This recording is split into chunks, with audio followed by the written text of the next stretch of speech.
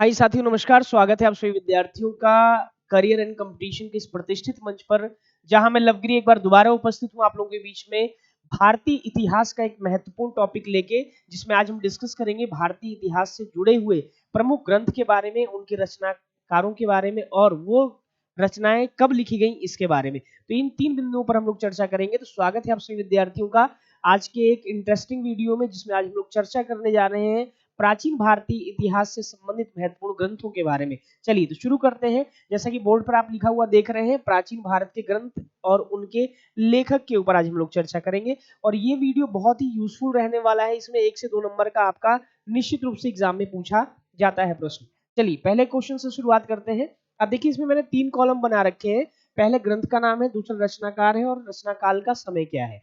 पहला ग्रंथ है हमारा अष्टाध्यायी। ठीक है, अष्टाध्यायी याद रखिएगा। अष्टाध्यायी के लेखक हैं पाणिनि और ये ग्रंथ 6ठी शताब्दी ईसा पूर्व में लिखा गया है। ये वाला पॉइंट याद रखिएगा।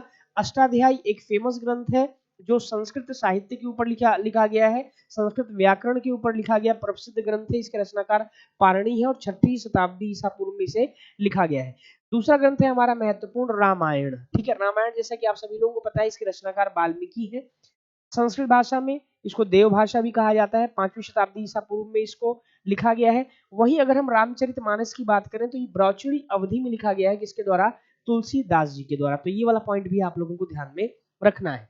अगले ग्रंथ की ओर चलते हैं। अगला ग्रंथ है आपका महाभारत। महाभारत को जय संहिता भी कहा जाता है। इसके रचनाकार हैं आपके वेद व्यास। 4ठी शताब्दी ईसा पूर्व में लिखा गया। ये पॉइंट याद रखिएगा आप सभी विद्यार्थी। अगली पुस्तक है आपकी इंडिका। इंडिका एक फेमस बुक है जो सेल्यूकस निकेटर का जो राजदूत थे, सेल्यूकस निकेटर के जो राजदूत थे, मेगास्थनीज के द्वारा लिखी गई थी। तो ये भी इंपॉर्टेंट बुक मानी जाती है, जो हमें मौर्य काल के बारे में बताती है कि मौर्य काल में शासन कैसा था, प्रशासन कैसा था, उसके ऊपर लिखी गई ये किताब है इंडिका। बहुत आता है इंडिका से प्रश्न एग्जाम में, तो याद रखिएगा इंपॉर्टेंट बुक है आपकी इंडिका, जिसके राइटर हैं आपके मेगास्थनीज। अगली किताब भी वेरी वेरी मोस्ट इंपॉर्टेंट है, अर्थशास्त्र। भारतीय राजनीति शास्त्र के ऊपर या राजनीतिक विज्ञान के ऊपर लिखी गई पुस्तक है ये। इसके रचनाकार रहे चाणक्य कह लीजिए, कौटिल्य कह लीजिए या विष्णुगुप्त। ये तीनों एक ही व्यक्ति हैं। ठीक है, इनको हम चाणक्य के नाम से भी जानते हैं, कौटिल्य के नाम से भी जानते हैं, विष्णुगुप्त के भी नाम से जानते हैं। तो इनकी फेमस बुक है आपकी अर्थशास्त्र, जो भारतीय राजनीति पे लिखी गई पुस्तक है। तो ये याद रखिएगा, मौर्य काल में लिखा गया है ये ग्रंथ।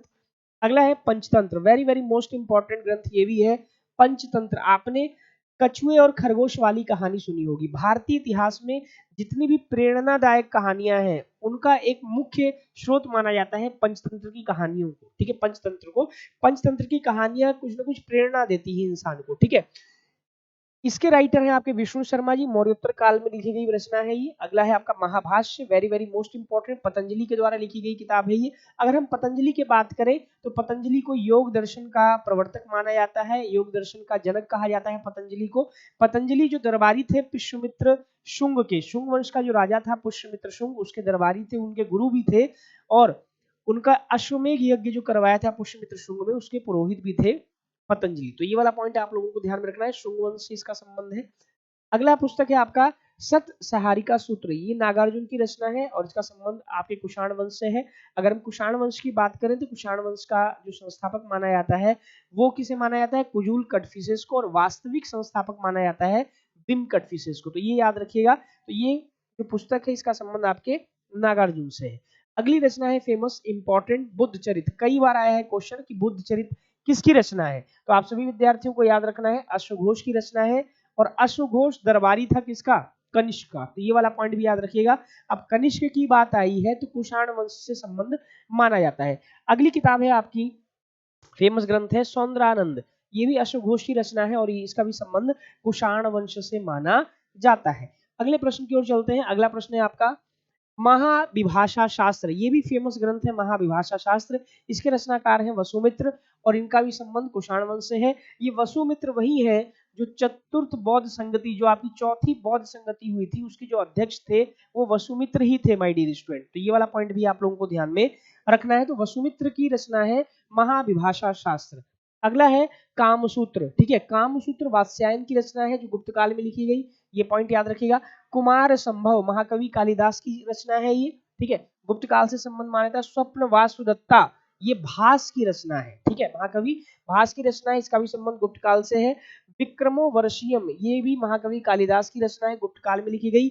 मेघदूतम, ठीक है, मेघदूत या मेघदूतम भी महाकवि कालिदास जी की रचना है, ये भी आपके गुप्त काल में लिखी गई थी। तो ये वाला पॉइंट भी आप लोगों को ध्यान में रखना है। मुद्रा राक्षस, कई बार एग्जाम में आया है मुद्रा राक्षस से प्रश्न। तो मुद्रा राक्षस लिखी गई है विशाख दत्त के ऊपर। अब ये जो मुद्रा राक्षस लिखी गई है, राक्षस जो गुरु था वो घनानंद का था।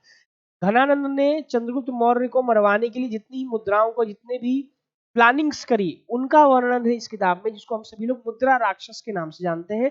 तो मुद्रा राक्षस जो किताब लिखी गई है, ये विशाख दत्त के द्वारा लिखी गई है माय डियर स्टूडेंट। ये वाला पॉइंट भी आप लोगों को ध्यान में रखना है।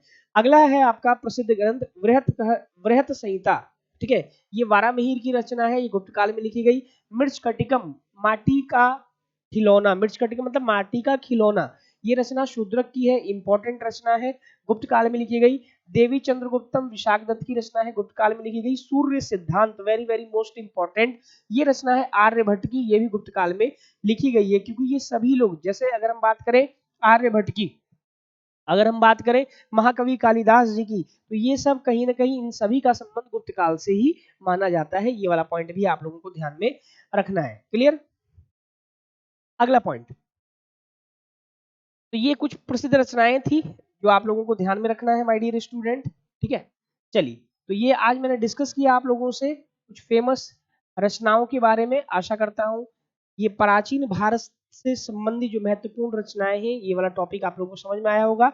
मैंने 3 पॉइंट आप लोगों से डिस्कस किया, प्राचीन भारतीय जो ग्रंथ है इंपॉर्टेंट, उनके ऊपर चर्चा करी, उनके रचनाकार के ऊपर चर्चा करी, और वो किस टाइम पीरियड में वो ग्रंथ लिखे गए उनके ऊपर चर्चा करी। तो आज के लिए इतना ही, और भी आगे मैं आता रहूंगा आप लोगों के लिए और भी इंटरेस्टिंग वीडियो लेके। आज के लिए इतना ही, थैंक यू वेरी मच, धन्यवाद आप सभी लोग।